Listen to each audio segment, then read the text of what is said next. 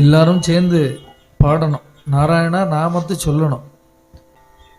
வேதம் படித்தவாளுக்கு குழந்தையா இருந்தாலும் பெரியவாளா இருந்தாலும் பார்த்த இடத்துல நமஸ்காரம் பண்ணணும்.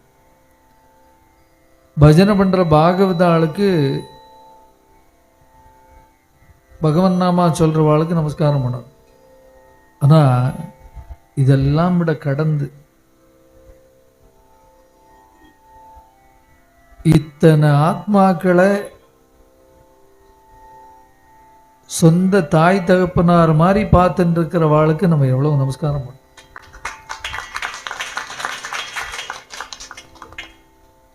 எப்ப நான் திருச்சி வந்தாலும் இந்த இடத்துல நான் முன்னாடி வந்து இங்க வந்து ஓப்பன் ஆனோன்னு வந்து பார்த்துட்டு போகணும். ஒரு 4-5 பசு இருந்தது. இன்னைக்கு பார்த்தா பிரம்மாண்டமா ஆயிட்டு இருக்கு.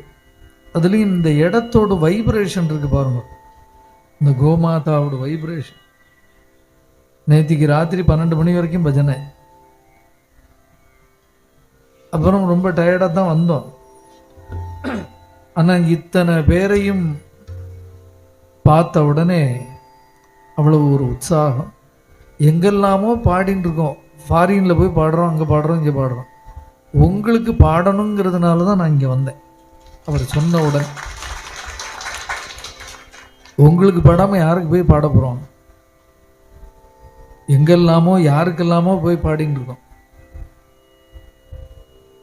அவர் திருச்சி வரேன்னு சொன்ன உடனே எனக்கு ஒரு ஃபோன் பண்ண உடனே அடுத்த செகண்டு இன்னைக்கு மதுரை போக வேண்டியது, காலையில் போகிறத சாயங்காலம் போய்க்கலாம்ட்டு பிளான் பண்ணிட்டு இவ்வளவு பேரை குழந்தை மாதிரி கட்டி காப்பாற்றிட்டு, அந்த பசுக்கள் மட்டும் இல்லாமல் இப்போ அடிஷ்னலாக வாத்து, புறா, அப்புறம் கோழி என்னெல்லாமோ அவ்வளவு ஜீவராசிகள்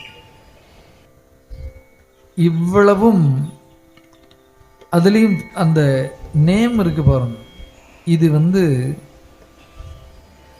மகாபெரிவாளால் கிடைக்கப்பட்ட இந்த அனுகிரகம். இந்த பிடியரிசிங்கிறது மகாபெரிவா கொண்டு வந்த விஷயம் தானே.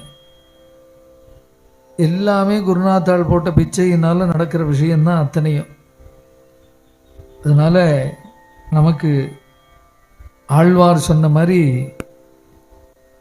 பந்துக்கள் இல்லையே, அவா இல்லையே, வா இல்லையேன்னு கவலைப்பட வேண்டாம். கிருஷ்ணன் நம்ம கூடவே இருந்துட்டு இருக்கான். காசியில சொல்லுவா, எந்த ஜீவன் போனதோ அதோடு காதுல வந்து சிவன் ராமநாமா சொல்லி கரையேற்றி விடுவான். அந்த மாதிரி கரையேற்றுறதுக்கு நம்ம அண்ணா இருக்கார்.